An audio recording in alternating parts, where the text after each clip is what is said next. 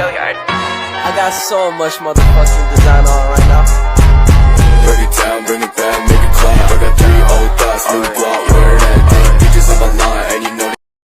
Assalamualaikum warahmatullahi wabarakatuh. Perkenalkan, nama saya Muhammad Hafiz Rahman. Saya di sini perwakilan dari kelompok saya sendiri, yaitu kelompok 1, mata kuliah evaluasi pendidikan dengan judul bentuk-bentuk penilaian hasil belajar.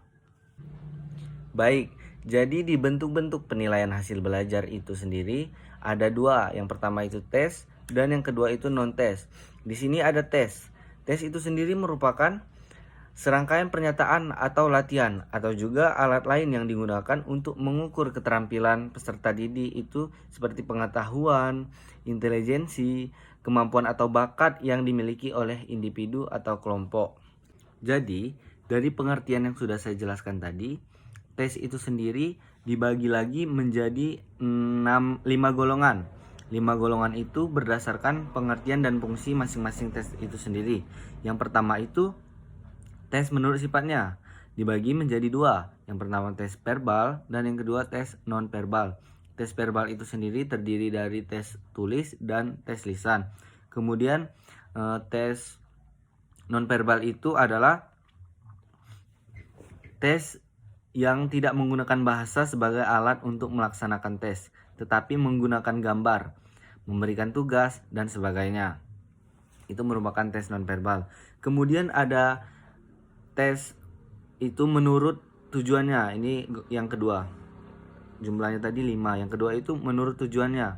Dibagi lagi menjadi tes bakat, tes intelijensi, kemudian tes prestasi belajar, kemudian ada lagi tes diagnostik, kemudian tes sikap, dan tes minat.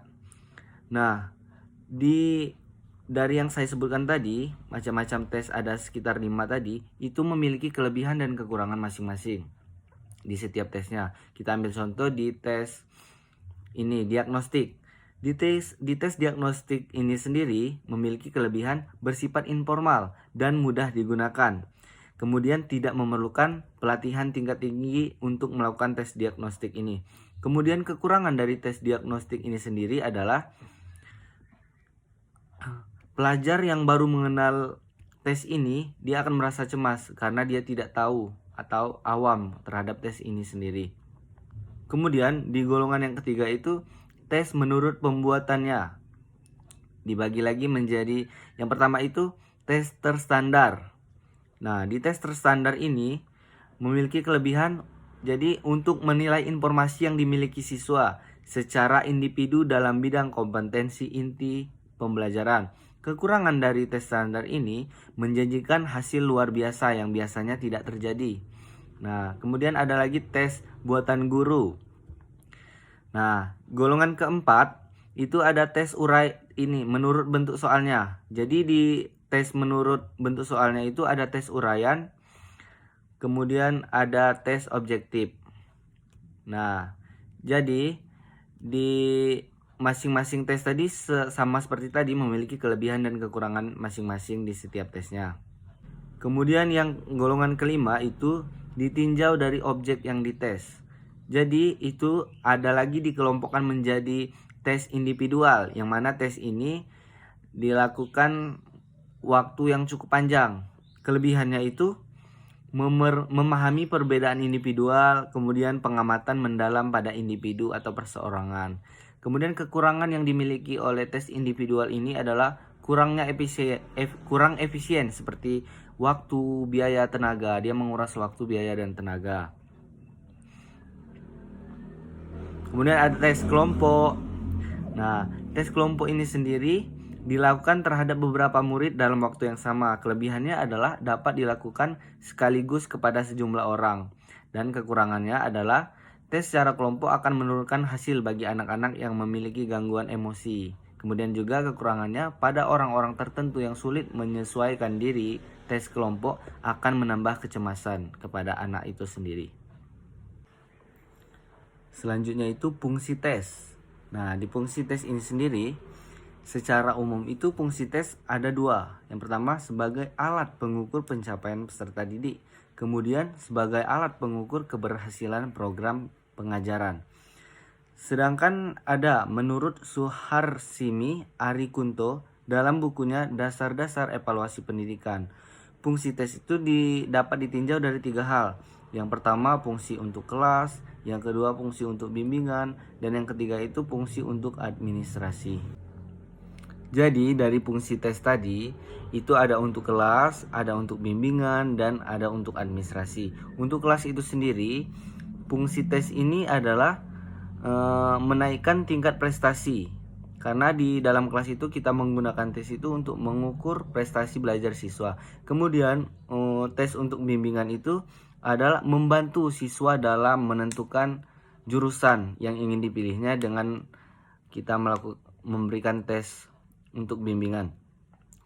Kemudian yang terakhir itu adalah fungsi tes untuk administrasi. Fungsi tes untuk administrasi adalah memberi petunjuk dalam mengelompokkan siswa. Kemudian tes untuk administrasi juga untuk penempatan siswa baru. Selanjutnya kelebihan dan kekurangan tes. Ini kelebihan dan kekurangan secara umum.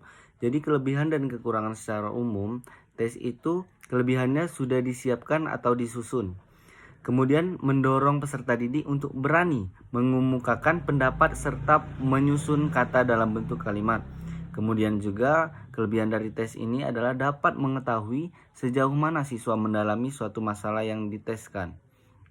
Kemudian ada kekurangan dalam tes ini. Di tes ini kekurangannya adalah penilaian hanya fokus pada aspek kognitif. Kemudian materi dan keterampilan yang sangat terbatas, tidak memerlukan nalar dan keterampilan pemecahan masalah. Selanjutnya tidak menilai menerapkan secara langsung dalam dunia nyata untuk menyelesaikannya. Materi selanjutnya adalah non-tes. Non-tes ini sendiri bentuk penilaian hasil belajar siswa yang kedua.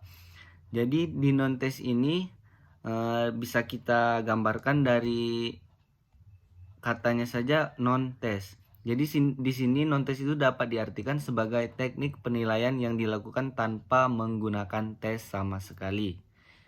Maka dari itu penggolongan tes itu kita tidak menggunakan tes sama sekali. Jadi bisa dilakukan dengan cara observasi atau pengamatan, kemudian melakukan wawancara atau interview, dan yang terakhir itu menyebarkan angket atau kuesioner.